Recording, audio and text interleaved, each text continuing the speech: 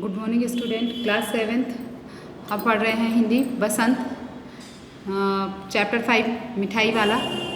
4 chapter तक हम पढ़ चुके हैं। आज हम पढ़ रहे हैं मिठाई वाला चैप्टर 5। चैप्टर 5 में मिठाई वाला जो है वो मिठाई लेकर के आता है। पहले वह खिलौने लेकर आता है एक शहर में और बेचता है और बच्चे उसे बहुत प्यार करते हैं और वह स्नेहा विशक मतलब मीठे स्वरों में जो है वो आवाज़ देता है, पुकारता है और बच्चे जो है उसके पास आ जाते हैं। बच्चे सब कुछ भूल कर उसके पास आते हैं और खिलौने खरीदते हैं। और वो किस तरह का है इस चैप्टर में आपको ये बताया गया है कि मिठाई वाला जो है कैसा इंसान है और किस किस तरह मतलब एक बार मिठाई, एक बार मुरली और फिर एक बार खिलौने लेकर आता है और उसी शहर में और बेचता है। ठीक है, आज हम उस मिठाई वाले के बारे में पढ़ेंगे। देखिए फर्स्ट लाइन देखिए। बहुत ही मीठे स्वरों के साथ वह गलियों में घूमता हुआ कहता, बच्चों को बहलाने वाला, खिलौने वाला। इस अधूरे वाक्य को वह ऐसे विचित्र किंतु मादक मधुर ढंग से गाकर कहता कि सुनने वाले एक बार अस्थिर हो उठते। वह जो मिठाई वाला था बहुत मीठे स्वरों के साथ वह गलियों में घूमता हुआ कहता था, बहलाने वाला, बच्चों को बहलाने वाला, खिलौने वाला। इस तरह करके वो बेचा करता था और उसकी आवाज़ जो है इतनी मधुर थी, इतनी मीठी थी कि सुनने वाला जो है एक बार अस्थिर हो जाता और उसकी बात जो है ध्यान से सुनता। उसके स्नेहाभिषिक्त कंठ से फूटा हुआ गान सुनकर निकट के मकानों में हलचल मच जाती। जैसे उसके प्रेम से भरे स्नेहाभिषिक्त मतलब उसके प्रेम से भरे हुए गले से जो गान निकलता था उसको सुनकर के मकानों में हलचल मच जाया करती थी। छोटे छोटे बच्चों को अपनी गोद में लिए युवतियाँ चिकों को उठाकर छज्जों पर नीचे झांकने लगती थी। चिक मतलब होता है चटाई, बांस का बना हुआ पर्दा, उसमें से उसके पीछे से जो है युवतियाँ जो है झांकने लगती थी और छज्जों मतलब छतों पर आ जाती थी और गलियों और उनके अंतर्व्यापी मतलब गलियों और उसके और अंतर्व्यापी मतलब उसके अंदर बसे छोटे छोटे उद्यानों में खेलते और उठलाते हुए बच्चों का झुंड उसे घेर लेता था और तब वह खिलौने वाला वहीं बैठकर खिलौने की पेटी खोल देता। बच्चे खिलौने देखकर पुलकित हो उठते। पुलकित मतलब प्रसन्न। बच्चे जो है खिलौने देखते और प्रसन्न हो उठते थे। वे पैसे लाकर खिलौने का मोल भाव करने लगते। खिलौने का मोल भाव करने लगते। पूछते, इसका दाम क्या है और इसका दाम क्या है और इसका। खिलौने वाला बच्चों को देखता और उनकी नन्ही नन्ही उंगलियों से पैसे ले लेता और बच्चों की इच्छा अनुसार उन्हें खिलौने दे देता। खिलौने लेकर फिर बच्चे उछलने कूदने लगते और तब फिर खिलौने वाला उसी प्रकार गा कर कहता, बच्चों को बहलाने वाला, खिलौने वाला। सागर की हिलोर की भांति उसका यह मादक गान गली भर के मकानों में इस ओर से उस ओर तक लहराता हुआ पहुंचता और खिलौने वाला आगे बढ़ जाता। राय विजय बहादुर के बच्चे भी एक दिन खिलौने लेकर घर आए। वे 2 बच्चे थे, चुन्नू और मुन्नू। अंडरलाइन कर लीजिए, बच्चे क्या थे? चुन्नू और मुन्नू। चुन्नू जब खिलौने ले आया तो बोला, मेला भोला कैसा सुंदर है। मुन्नू बोला, और देखो मेला कैसा सुंदर है। दोनों अपने हाथी घोड़े लेकर घर भर में उछलने लगे। इन बच्चों की माँ जो थी वो रोहिणी थी। अंडरलाइन कर लीजिए, कौन थी इनकी बच्चों की माँ? रोहिणी थी। कुछ देर तक खड़े खड़े उनका खेल निरखती रही मतलब देखती रही और अंत में दोनों बच्चों को बुलाकर उसने पूछा, अरे ओ चुन्नू मुन्नू, ये खिलौने तुमने कितने में लिए हैं? मुन्नू बोला, 2 पैसे में खिलौने वाला दे गया है। रोहिणी सोचने लगी, इतने सस्ते कैसे दे गया है, यह तो वही जाने, लेकिन दे तो गया ही है, इतना तो निश्चय है। एक जरा सी बात ठहरी। रोहिणी अपने काम में लग गई। फिर कभी उसे इस पर विचार करने की आवश्यकता भी भला क्यों पड़ती। 6 महीने बाद की बात है।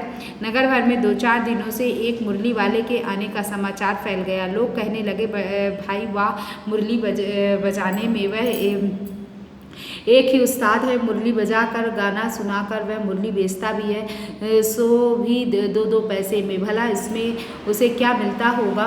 मेहनत भी तो ना आती होगी। एक व्यक्ति ने पूछ लिया, कैसा है वह मुरली वाला? मैंने तो उसे नहीं देखा। उत्तर मिला, उम्र तो उसकी अभी अधिक ना होगी, यही 30-32 का होगा। मुरली वाला कैसा है? उम्र तो उसकी अभी अधिक ना होगी, वह 30-32 का होगा। दुबला पतला गोरा युवक है, बीकानेरी रंगीन साफा बांधता है। वही तो नहीं जो पहले खिलौने बेचा करता था? क्या वह पहले खिलौने भी बेचा करता था?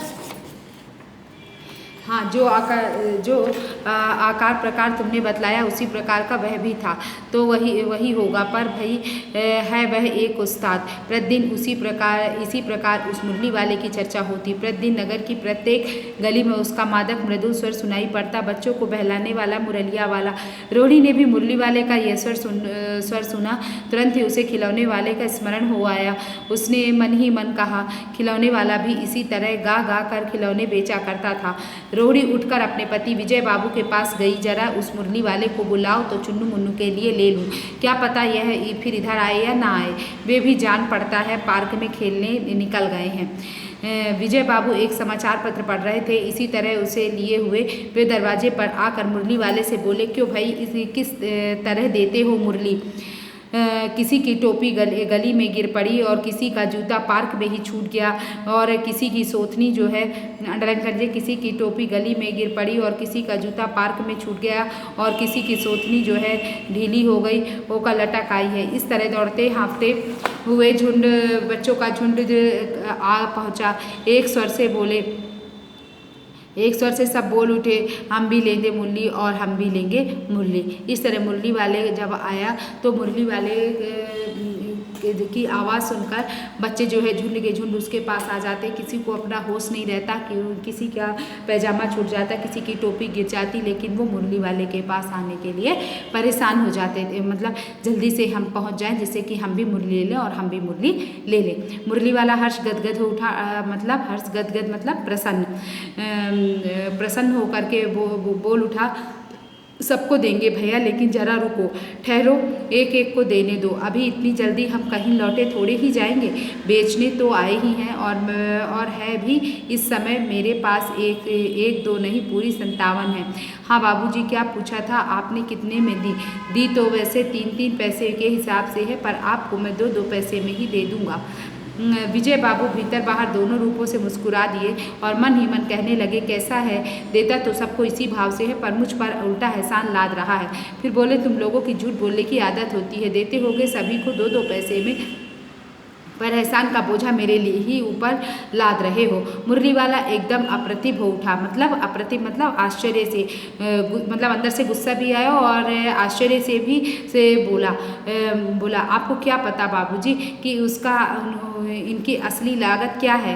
यह तो ग्राहकों का दस्तूर होता है कि दुकानदार चाहे हानि उठाकर चीज़ क्यों ना बेचे, पर ग्राहक यही समझते हैं दुकानदार मुझे लूट रहा है। आप भला काहे को विश्वास करेंगे, लेकिन सच पूछिए तो बाबूजी असली दाम तो 2 ही पैसा है। आप कहीं से 2 पैसे में ये मुरली नहीं पा सकते। मैंने तो पूरी 1000 बनवाई थी, तब मुझे इस भाव पड़ी है। विजय बाबू बोले, अच्छा मुझे ज़्यादा वक्त नहीं है, जल्दी से 2 ठो निकाल दो। 2 मुरलियाँ लेकर विजय बाबू फिर मकान के भीतर पहुँच गए और मुरली वाला देर तक उन बच्चों के झुंड में मुरलियाँ बेचता रहा। उसके पास कई रंग की मुरलियाँ थी। बच्चे जो रंग पसंद करते मुरली वाला उसी रंग की मुरली निकाल के दे देता। ये बड़ी अच्छी मुरली है, तुम यही ले लो बाबू। राजा बाबू तुम्हारे लायक तो बस यह है। हाँ भैया, तुमको वही देंगे और ये लो, तुमको वैसी ही ना चाहिए। यह नारंगी रंग की, अच्छा वही लो, ले आए पैसे, अच्छे ले लो, अच्छा ले लो, तुम्हारे लिए मैंने पहले ही से यह निकाल रखी थी। तुमको पैसे नहीं मिले, तुमने अम्मा से ठीक से पैसे मांगे नहीं होंगे। इस तरह वो बच्चों से बातें किया करता था और बात करता था जिससे बच्चे प्रसन्न हो जाते थे। इस तरह वो बताता, तुमने अम्मा से ठीक से पैसे मांगे नहीं होंगे। धोती पकड़कर पैरों में लिपट कर अम्मा से पैसे मांगे जाते हैं बाबू। हाँ फिर जाओ और अब की बार मिल जाएंगे। अब तुम दोबारा जाओ, तुमको इस बार जो है पैसे मिल जाएंगे, दुगनी है। तो क्या हुआ, ये लो पैसे वापस लो और ठीक हो गया ना हिसाब, मिल गए पैसे। देखो मैंने तरकीब बताई। अच्छा अब तो किसी को नहीं लेना है, सब ले चुके। तुम्हारी माँ के पास पैसे नहीं है, अच्छा तुम भी यह लो। अच्छा तो अब मैं चलता हूँ। और इस तरह मुरली वाला फिर आगे की बढ़ गया। मतलब कि जो मुरली वाला था उसे मुरली बेचने से ज़्यादा बच्चों का साथ उसे पसंद था, बच्चों का प्रेम उसे पसंद था और बच्चों के प्रेम को पाने के लिए जो पैसे लेकर लेकर आता उसको उसकी खुशी के अनुसार दे देते। कुछ जो पैसे लेकर बच्चे नहीं आते उनको जाकर के फिर से कहता कि तुम अपनी माँ से मांगो, और पैसे दुअन्नी या लेकर आते, तब भी वह मुरली दे करके उन्हें प्रसन्न कर देता और बच्चे खुश हो जाते। उसकी खुशी में ही वह खुश हो जाया करता था, और उसको पैसे से ज़्यादा उसे बच्चों की खुशी और प्रसन्नता पसंद आती थी, और बच्ची की खुशी के लिए ही वो ये कार्य करता था। और वो किसी को पैसे मिलते और किसी के पास पैसे नहीं भी होते तो कहता लो अच्छा तुम ही ये ले लो, और इस तरह वो मुरली वाला जो है फिर आगे की ओर बढ़ जाता, और सब लोग जो है सब बच्चे उसे देखकर उसका साथ पा करके प्रसन्न हो जाते, उसकी बातों से खुश हो जाते, और बच्चों की खुशी से में वह भी खुश हो जाता था। ठीक, कितना समझ में आया? आगे कल पढ़ेंगे।